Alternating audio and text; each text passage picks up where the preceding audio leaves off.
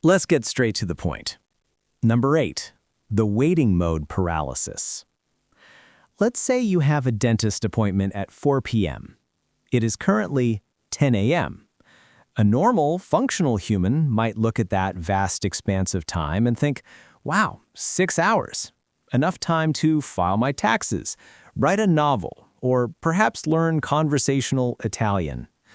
Not you, my friend. You enter waiting mode. Your brain decides that starting any task, no matter how insignificant, is a catastrophic risk. Why? Because if you decide to, say, wash a single dirty coffee mug, you might accidentally enter a hyper-focus fugue state, lose all concept of linear existence, and suddenly it's next Tuesday and your dentist has reported you missing to the authorities. So, instead of being productive, you sit on the couch, fully dressed, staring at the wall for 6 hours like a sim whose action cue got canceled. This isn't relaxation, it is an active, stressful vibration against the fear of being late. Science calls this time blindness, or impaired temporal processing in the prefrontal cortex, but it feels more like being held hostage by your own inability to understand clocks. Number 7. The infinite scroll lobotomy. You know this specific circle of hell. You pick up your phone to quickly check an email at 10 p.m. The next time you blink, it is 3 a.m., your eyes are desiccated raisins, and you are deep diving into a conspiracy theory about whether birds are government drones. You aren't actually enjoying any of this content. In fact, you hate it.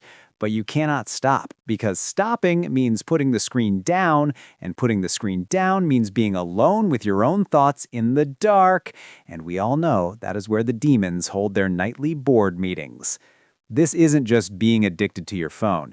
It is a survival mechanism called dissociative absorption. Your brain is running on empty, so it frantically scavenges for cheap, easy dopamine hits like a desperate raccoon in a dumpster. The endless stream of bright lights and noise paralyzes your executive function, keeping you in a state of zombie-like stasis. You are effectively using memes as a tranquilizer dart for your own consciousness. To the outside world, you look like a lazy millennial glued to TikTok. In reality, you are running a high-stakes marathon to outrun your own internal monologue, using cat videos as a shield against existential dread. Number 6. The "I'm sorry for existing" reflex. Let's discuss your favorite vocabulary word. It isn't money or vacation, it is sorry. You use it like punctuation. You bump into a chair, you apologize to the upholstery. A waiter brings you the wrong order, literally a plate of gravel instead of pasta, and you apologize to him for having a confusing face. If a meteor was hurtling toward Earth, your final words would probably be, "My bad, guys, I think I manifested this." This isn't just about being polite. It is a defense mechanism often linked to the fawn trauma response.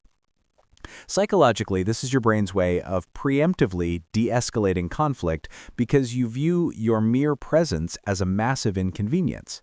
You are so terrified of being a burden that you treat basic interactions like walking on eggshells made of nitroglycerin. You aren't apologizing for what you did, you are apologizing for being. It is a glaring sign that your self-worth has eroded to the point where you feel you need a permit just to occupy volume. To everyone else, you seem humble. Inside, you're a frantic PR manager trying to spin the scandal of your own existence, convinced that if you stop saying sorry, everyone will realize you're a mistake. Number 5, the Goldfish memory glitch.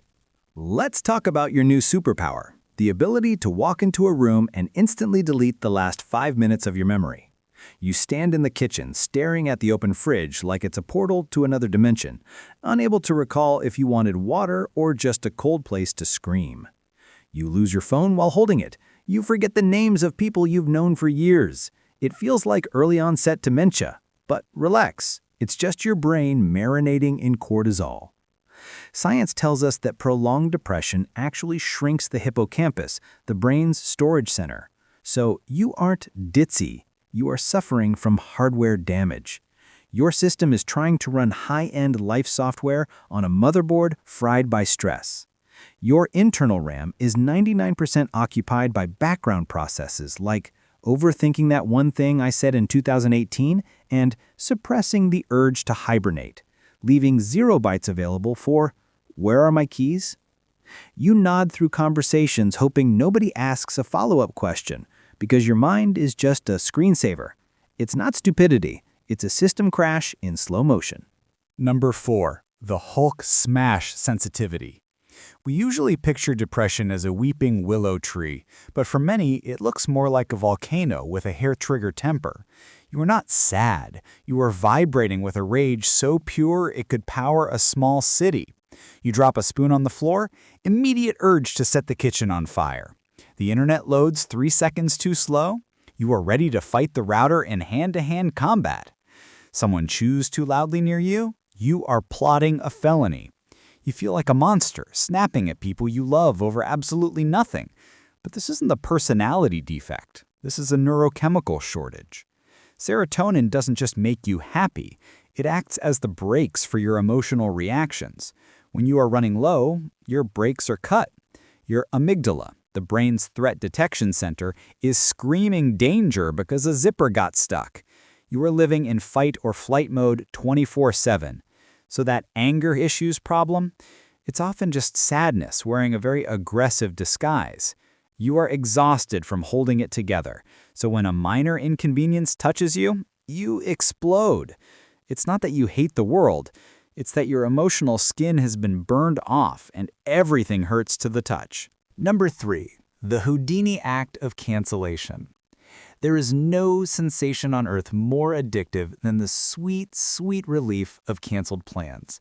You agree to hang out next Friday because next Friday you is a mythical creature who has energy, charisma, and a will to live.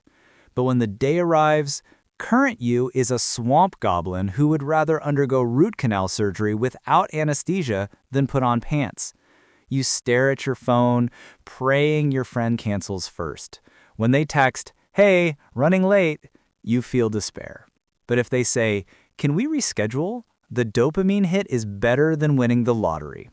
You text back, "Oh no, so sad, hope you're okay," while literally dancing a jig in your living room. This isn't just introversion, it is social anhedonia.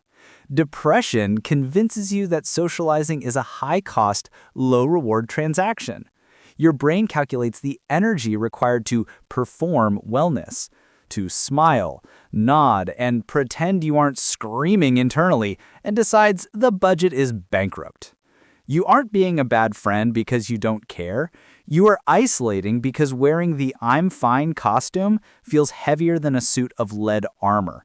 You are protecting your battery because it has been stuck at 1% for 3 years, and small talk drains it faster than a GPS app on high brightness. Number 2, the class clown camouflage. You are objectively the funniest person your friends know. You have a meme for every tragedy and a punchline for every trauma.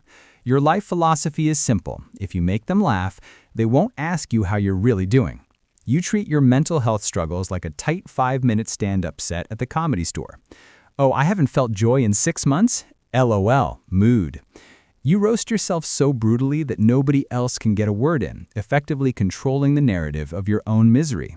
It's a defense mechanism often linked to humor as a form of sublimation, transforming socially unacceptable impulses, screaming into the void, into socially acceptable ones, snarky tweets. But let's look at the biology. Laughter releases endorphins and dopamine, brief chemical hits that act as a temporary anesthetic. You are essentially microdosing happiness to survive the day.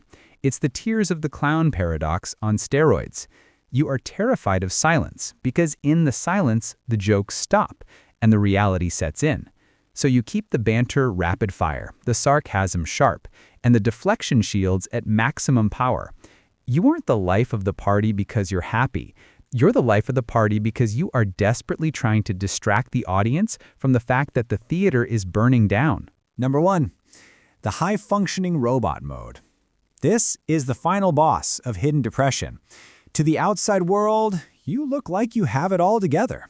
Your apartment is spotless, Your work is done ahead of schedule, and you are volunteering for extra shifts. You are a machine. People envy your discipline. But here is the dark truth. You aren't productive. You are terrified of stopping.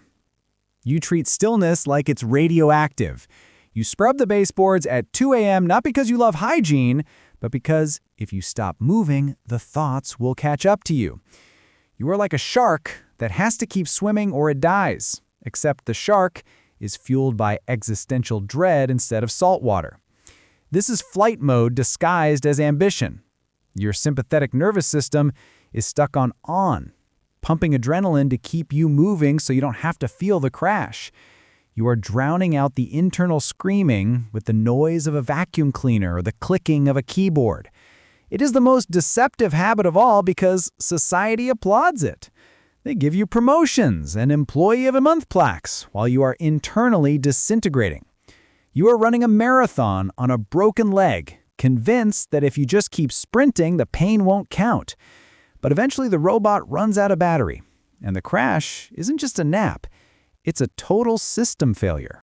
If this video just personally attacked you for the last 10 minutes, do me a favor and smash that like button. It releases a microscopic amount of serotonin for the algorithm, and let's be honest, we're all just chasing that chemical dragon. Make sure to subscribe to Coolest Dude Explains. Why? Because you are inevitably going to be awake at 3 a.m. doom scrolling anyway, so you might as well watch something that validates your existence instead of unboxing videos for products you can't afford. And finally, share this with a friend. Don't say anything, just send the link. It's the passive-aggressive modern way of saying, I see your trauma and I love you. Now, go drink a glass of water and pretend to be a functioning adult. I'm out.